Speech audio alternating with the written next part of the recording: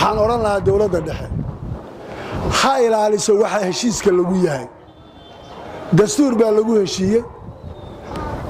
isagaasaa lagu kala adag yahay ka madaxweynihii isagu ku yimid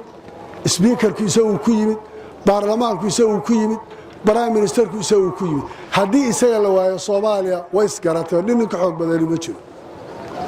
shalay bay ahayd doorashada 2017 bilowgeedii laba madaxweyne oo xamar ka soo jeeda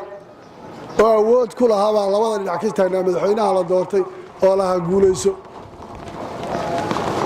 loo maraynaysaa nin daaroodii awood u leeyahay intuu ku istaago in xamar hareeraha loogaga istaagay haddaan buugga ayarka la ixtiraamin absolutely ma haddaan dastuurka lagu dhaqmi waayo loo hogaansami waayo oo waxa dadka ka dhaxeeya la garan waayo cidina cid xoog wax kuma qaadi karto cidina cid wax ma khasbi karto Soomaaliduna dhaqankeedu xumaay ziftiga ah bay ku noqon xal ma aha aad baad u mahadsantihiin